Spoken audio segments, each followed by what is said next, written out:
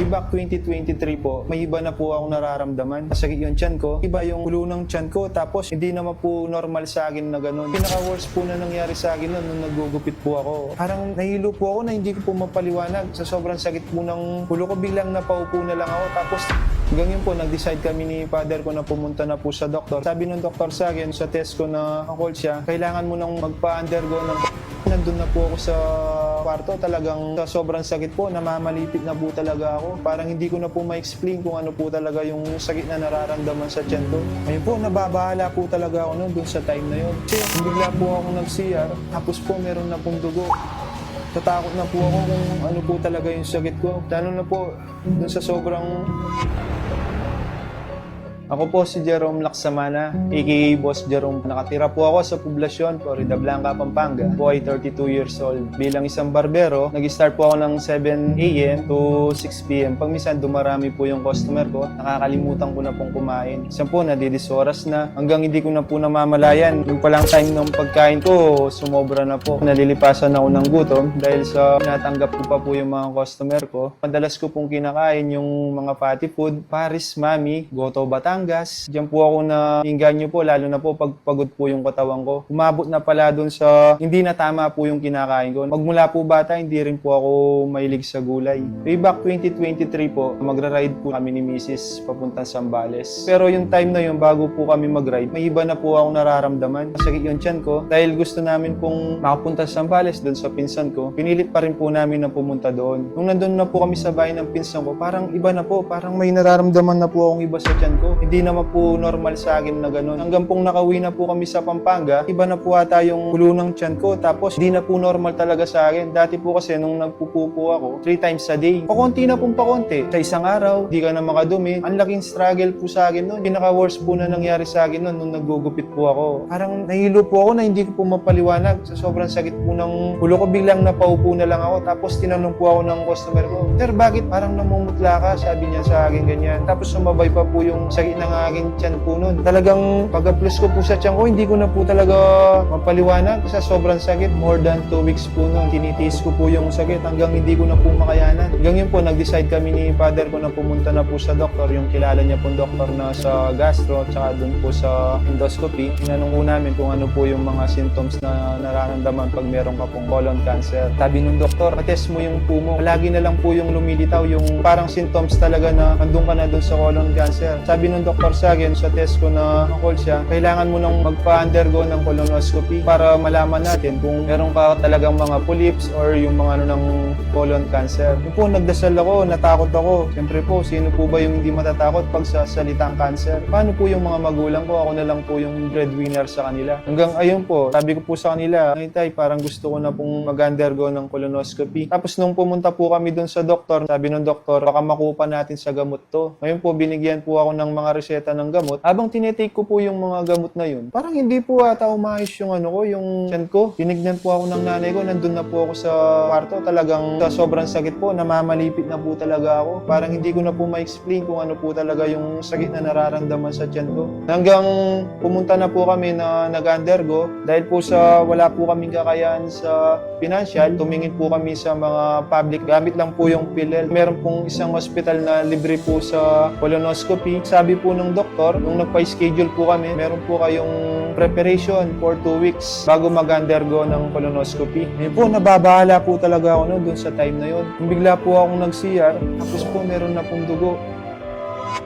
Natakot na po ako kung ano po talaga yung sakit ko. Sa sobrang overthinking ko po, parang pumapasok na po talaga sa akin. Cancer na po talaga. Kasi nandun na po yung lahat ng mga symptoms. So hanggang pong nagdarasal po ako sa Panginoon na makahanap po ako ng solusyon. Ayun nga po, sa kakapanood ko po ng Facebook, sa kaka-scroll up ko po, bigla pong parang nag-bump po sa akin na isang produkto. Yun nga po yung SBG. Yung pinanood ko po yung video doon sa SBG, nagulat ako. Itang tao na ito, tiniyang gallstone. Tapos, Bengke, syempre, gallstone nito posibleng panuluya mo, herbal yun, agamot ning sakit gallstone. Yung Bengke, irata resulta, megin lang okay. Tutuya po kaya ini kung subukan kung masanting ya resulta ka na ako. Hanggang mag-message ko kitang HBG. Tinanong ko po sa kanila na paano po mag-order. Yun po, hanggang dumating na po yung parcel ng SBG. Siyempre po, nagdududa din ako kung peke po to. Tinitignan-tignan ko po siyang ganyan. Mukhang legit naman, sabi yung ganito. Tapos nagdasal po ako, Lord, sana po, ito na po yung kasagutan para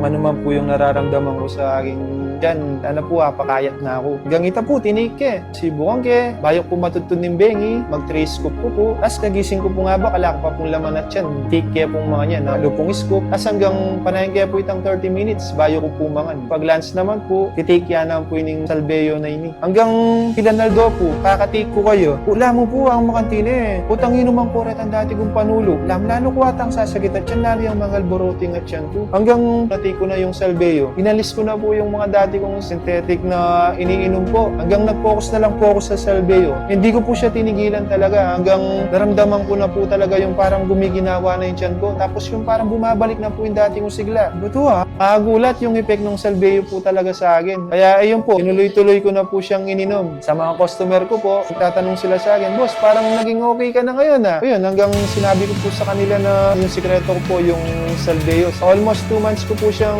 tinik bago po ako nag-undergo ng colonoscopy. Nung pag-ano ko sa colonoscopy, dapat meron ka pong isang relative sa family niyo po. Sabi ko sa doktor, bali yung kalibing partner ko po, siya po yung papasok. Dok, pinapasok naman ni Doc. Nung tinignan na po yun, kasi start po nila yun, yung ano po yung makikita nila, kung meron po bang mga polyps, kung meron ka po bang hemorrhoids. Nagtakala rin, doktor, lang telog ditang parato do. Utala lang nikit. Tapos sabi daw yung misis ko, paglakwan tamo mo atanin niya alay mo pala ang kain niya O ito po, hanggang sinabi na ng misis ko na ako, nang may gising na ako, puliba na ako kitang room niyo. Sabi ng misis ko, sabi da rin doktor kaya paglakwan mo lang mo ata, hindi nga lalaman nikit kaya daw makanyan. Kitang 2023 na ito, ito po nang may panatag na ako, nang wala na akong makain daramdaman. Nag-stop ko po, uminom kayang salbeyo. Huling may panatag po, clear naman ka na akong resulta o minum ko pang makantini akong makanyan. Hanggang itang hiliapas po, pilang pong banwa. Ngayon pong kasalukuyan, ngayon 2025, nag-start siya po, bahay magpiesta kaya kami kanita. Kita symptoms ko po ng 2023, walang babalik ya po. Kasi po, mayroon na ako kitang dating healthy lifestyle, binalik ko po itang dating lifestyle ko na mamang ko po kitang dating food, mga yan, fast food. Kita po lang, may ganyo na ako naman kasi making ko pong komportable kaya sa sarili ko. Uling, ala na akong daramdaman kitang dating symptoms na Hanggang nang sinabi ko ka, misis, tutuba na ng inog ka kitang nag-undergo kitang colonoscopy. Ala ka ba talagang ngigit? Kasi ating kong duda Alam mo, tandimdam ko dati, same nang itang ngeni. Alam mo, mas lalo pa sinagita akong mga yan. Dito po, di ako napanatag. Meron pa yung sa isipan ko na palaging baka yung meron silang nalagpasan na hindi nila nakita, ganyan. Sabi ko kay misis, pwede ba natin ulit yung magpa-colonoscopy ako? Kasi parang hindi natatama yung nararamdaman ko na naman ngayon. Parang bumabalik na naman yung dating symptoms ko. May 7, sinubukan po namin ni Mrs. na pumunta doon sa hospital. Tapos tinawag ko po yung kilala ko sa PhilHealth. Sabi ko, bro, pwede mo ba akong tulungan? Sige bro, ako nang bala dyan. And then po, nagpa-schedule kami. Hanggang dumating po si Mama Apple sa amin. Tapos may dala po siya ng